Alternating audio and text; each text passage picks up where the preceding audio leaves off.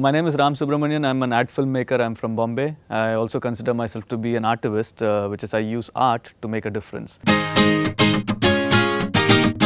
I saw a post few days back which said like people from Shiv Sena didn't want Pakistani artists to perform in Bombay. And they said they're not going to allow them here. So I have a problem with that. Simply because when they say things like that, everybody all over the world will assume that everybody is wanting the same thing.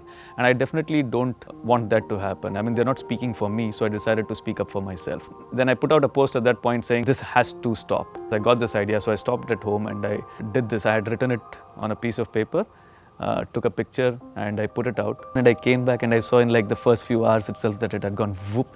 And I said like, yeah, I'm onto something big. And this is how Profile for Peace was born.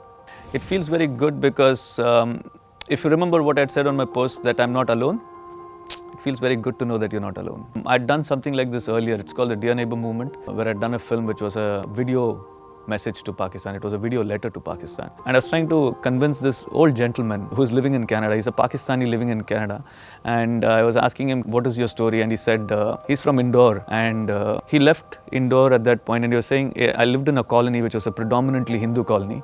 And the time of partition happened, all the Hindus, all the families in the colony came up to his house and they were standing outside his door and they were extremely emotional and they were crying and they were asking him to not leave. He was a boy of 16-year-old, he said. He said they were all crying outside there, but we had to leave because there was a lot of tension in the city. And his family told everyone that we'll be back in 3 days. And he said, that was the last time I saw them. I miss my home, is what he said. People don't have a problem with peace, actually. I think everybody wants peace. Even when I was young, I would say like, yeah, I'll go fight, I'll do this, I'll do that. But as you grow older, you realize that all you want to do is like just live a very peaceful life. Please don't be so hateful, for starters. And I think you sleep better when you have a lot of peace inside you. Okay, so these photoshopped ones are actually by people who are paid trolls, who are meant to disrupt the process of peace. If you ask them to say, okay, why don't you put your face and say the same thing like that you hate somebody, I want to see how many people stand up and say, I hate Pakistan. Everybody hides behind anonymity which the internet offers. If you're online and you're online for a purpose, you're online because you want to see something good, you want to like be entertained, you want to check your mail or you want to be on Facebook to see what your friends are up to, you want to stalk your ex-girlfriend, you want to do things like that. Why would you actually go and be hateful?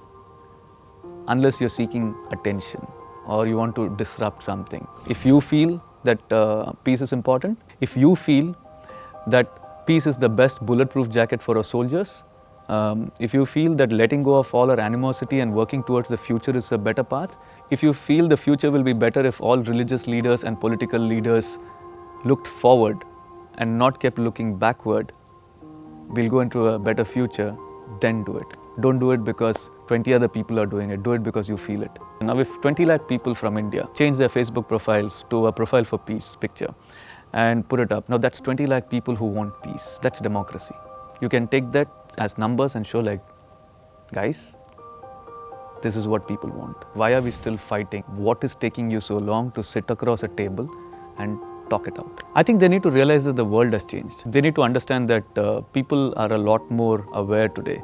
It's not like we read the same newspaper and everybody subscribe to the same opinion anymore. We form our own opinions by having conversations with each other. Earlier it was in chai shops, but today we are speaking to each other online and we are understanding each other online and we feed off each other's opinions and we learn from each other's opinions. You need to also understand that we realize something. We realize that if this war, this hatred has been going on for so many years, it is the incompetence of the leadership that has brought us to this place. It's the incompetence of the leadership which cannot sit and solve a problem diplomatically that is resulting in people getting killed across the border. So you guys are the leaders, you have experts who can see what is happening in the world.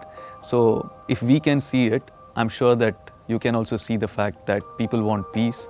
And yeah, why don't you both like just change your Facebook profiles to a profile for peace picture and then take it forward.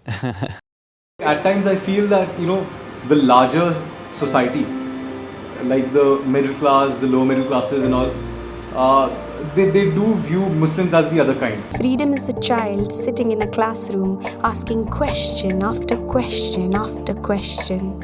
It is the teacher unafraid to say, I don't know.